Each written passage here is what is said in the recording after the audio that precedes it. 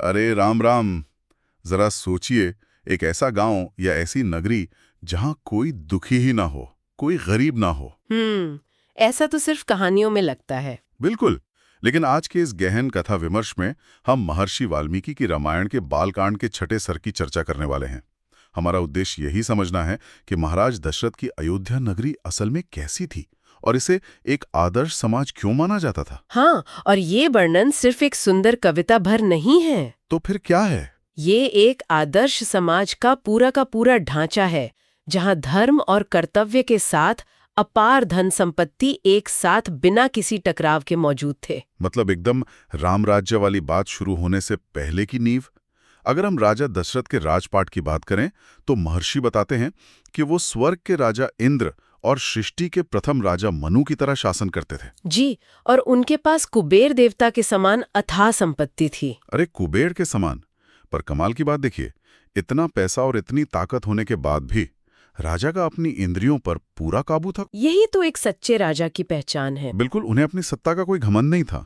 राजा का असली खजाना तो वो अटूट प्यार था जो प्रजा उन्हें देती थी। और प्रजा भी तो एकदम सुखी थी। हर घर में गाय, बैल और घोड़े बंधे रहते थे।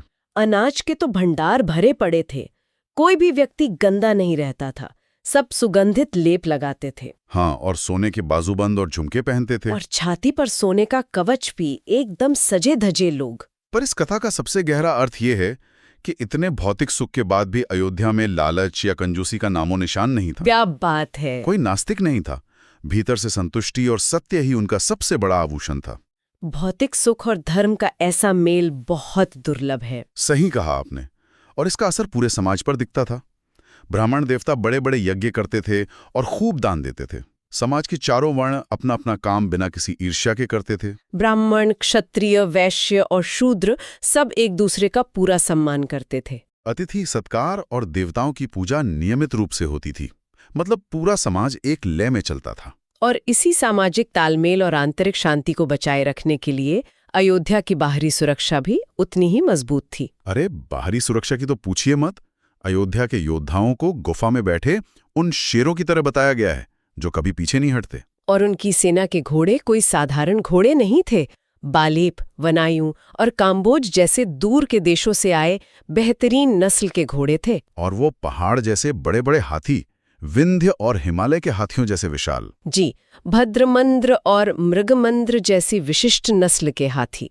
इसी अपार शक्ति के कारण ही इस नगरी का नाम अयोध्या था। अयोध्या मतलब जिसे कभी जीता न जा सके। बिल्कुल, सार्थक नाम है।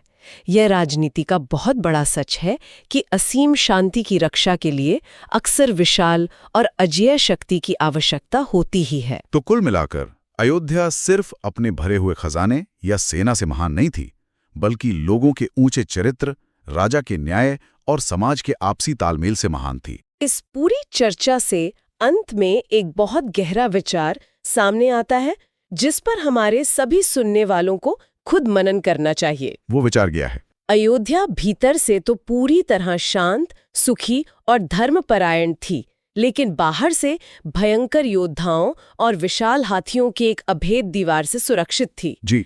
तो क्या एक सच्चे और शांत समाज की स्थापना के लिए अपार शक्ति और मजबूत हथियारों का होना सबसे अनिवार्य शर्त है? क्या बिना ताकत और भय के शांति का लंबा अस्तित्व संभव है?